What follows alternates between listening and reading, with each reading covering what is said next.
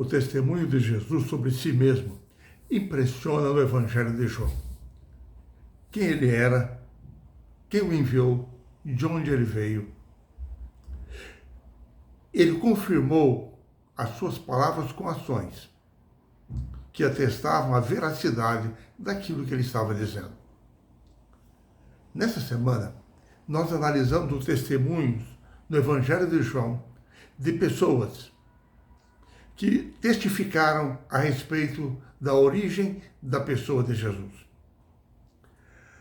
Curiosamente, nós percebemos no Evangelho de João que à medida em que o seu ministério se desenrola e impacta a vida das pessoas, provoca diferentes reações, surgindo discussões.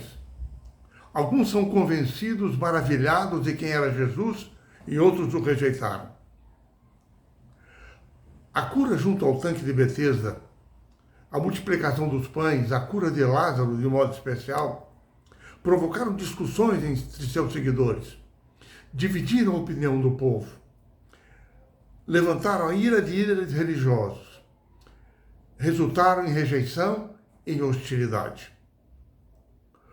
Porém, o estudo desses testemunhos nos leva a uma compreensão melhor da pessoa de Jesus. Inicialmente, após testemunhar de quem era Jesus e conduzir a ele seus primeiros discípulos, João Batista aparentemente saiu de cena na história de Jesus.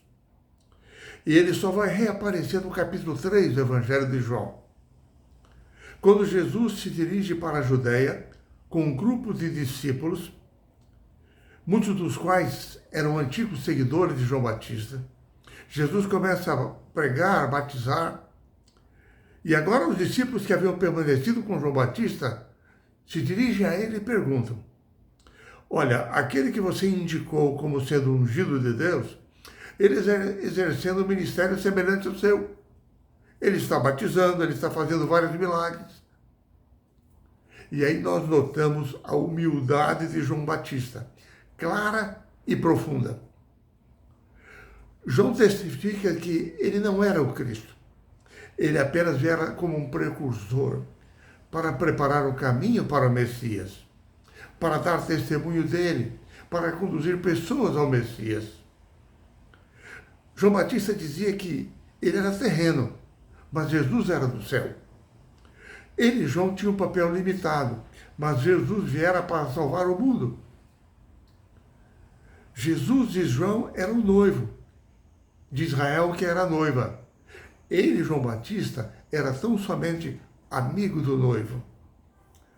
E numa expressão que ecoa através dos séculos, João Batista humildemente exclama: convém que ele cresça e que eu diminua. Naquela ocasião, o testemunho de João Batista tinha como enfoque 2 pontos-chave. O primeiro deles é de que Jesus era o Messias enviado de Deus, anunciado no Antigo Testamento. Quando ele anunciou Jesus como o Cordeiro de Deus que tira o pecado do mundo, ele fez com que uma amplitude de conceitos e ideias fosse desenvolvido a respeito do Messias. Antes, eles esperavam que o Messias apenas os libertasse do domínio romano e estabelecesse o seu reino, fazendo de Israel uma nação poderosa. Mas o testemunho de João Batista, ele destacou o papel salvífico de Jesus, a transformação espiritual que o Messias faria no meio do seu povo, oferecendo-se em favor dos pecados do povo. João Batista testificou que, na sua primeira vinda, Jesus chegaria até a morte. Depois, no futuro, na consumação dos séculos, é que ele viria outra vez e estabeleceria finalmente o seu reino. O segundo ponto-chave do testemunho de João Batista era de que ele, João, viera batizando com água. Porém, Jesus iria batizar com o Espírito Santo. Quando o batismo de Jesus, Deus revelara a João Batista de que aquele sobre quem ele visse descer o Espírito Santo, esse era o ungido, o Filho de Deus, que batizaria com o Espírito Santo. Assim, João testificou que ele viu o Espírito Santo descer como uma pomba sobre Jesus.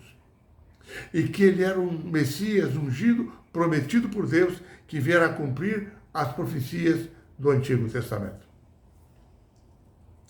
À medida que nós vamos lendo o Evangelho de João, nós percebemos que após o testemunho forte, segundo o testemunho forte de João Batista, houve o milagre da multiplicação dos pães e dos peixes.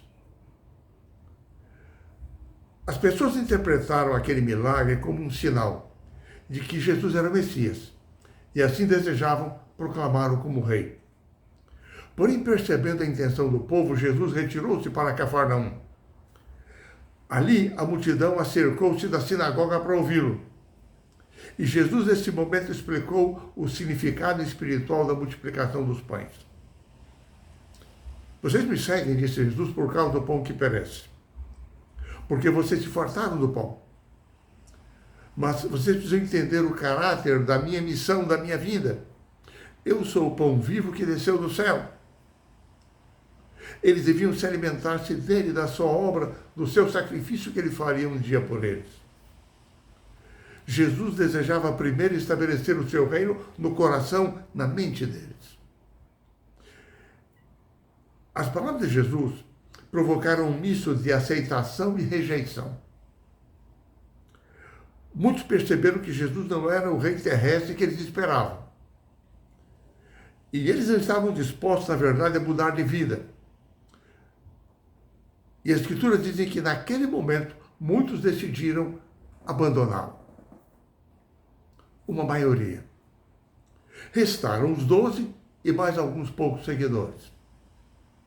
A estes Jesus dirigiu-se e perguntou: porventura quereis vós outros também retirar-vos?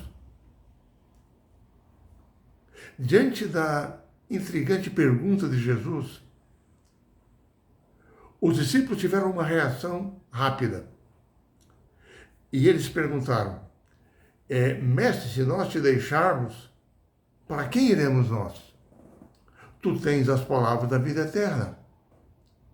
Diante daquilo que eles tinham visto e ouvido de Jesus, embora não compreendessem completamente a sua missão, o que o fariam somente após a ressurreição, eles haviam percebido que ali estava o pão da vida, ali estava o Messias. Estavam diante do Messias, ali estava a sua segurança, a sua oportunidade, a sua esperança de salvação. Nessa semana, a lição destaca que no Evangelho de São João existem 3 momentos em que o próprio Pai agiu diretamente para testificar a respeito do Filho ungido. Momentos do ministério de Jesus, em que, após o Logo, o Verbo, a palavra se tornar carne, ligando-se à raça humana, Deus, o Pai e o Espírito Santo se uniram para juntos testificarem de Jesus como o Filho de Deus. Primeiro, marcando o início do seu ministério por ocasião do seu batismo.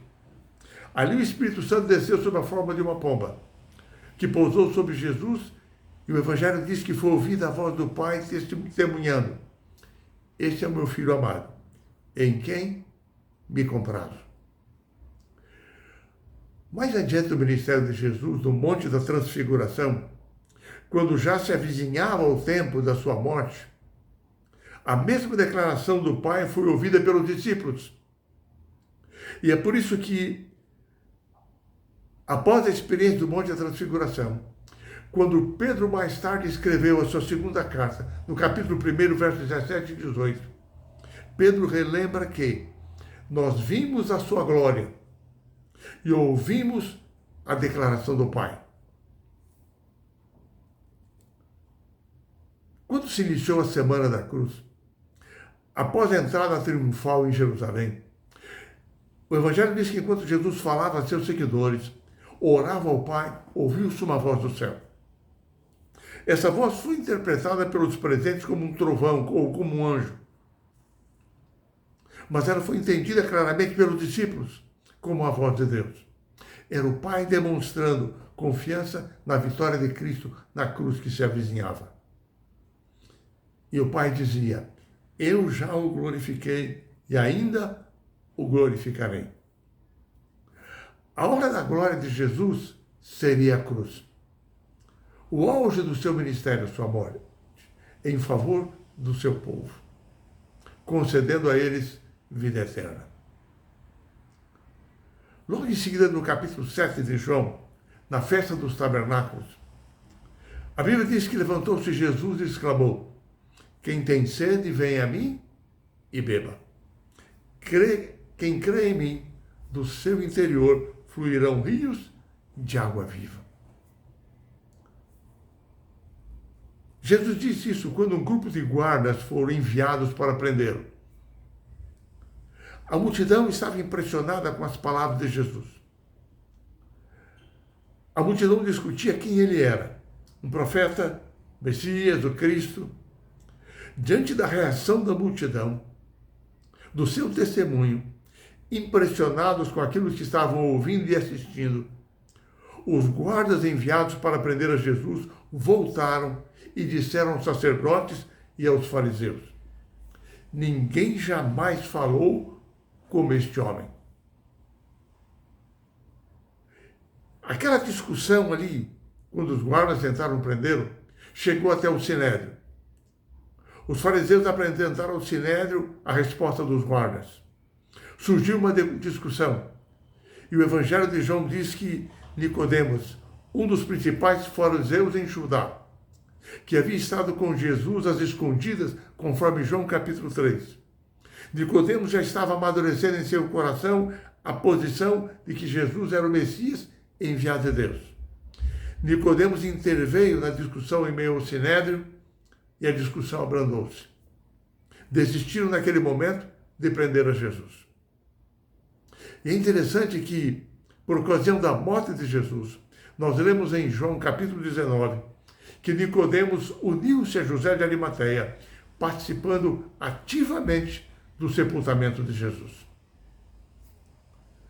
Nos testemunhos a respeito de quem era Jesus, que estudamos essa semana, enfim, nós aprendemos algumas coisas. Primeiro, que muitas vezes a verdade provoca divisão entre as pessoas. E muitas vezes a maioria toma decisões erradas.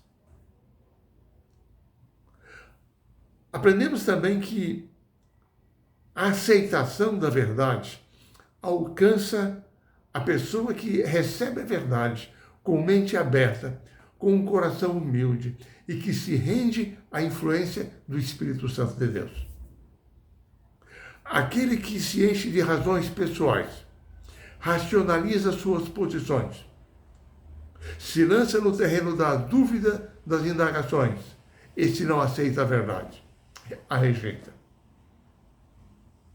Aprendemos também nessa semana que o caminho da salvação não consiste tão somente num conjunto de ritos e procedimentos. Consiste na entrega pessoal da vida a Cristo. Um relacionamento de salvação com Ele. Isto é obra do Espírito Santo de Deus. Não é uma questão de uma convicção intelectual, científica da nossa mente. Não, é o resultado da obra, da ação do Espírito Santo de Deus em nossa mente, em nosso coração. E a pergunta que nós fazemos hoje é a mesma dos discípulos. Se nós deixarmos a Jesus, para quem nós iremos? Nós. Cristo é o pão, a água, o caminho, a verdade, a vida. E a nossa ligação com Ele é que determinará o nosso futuro por toda a eternidade. Que a nossa posição seja ao lado de Jesus, porque Ele tem as palavras da vida eterna.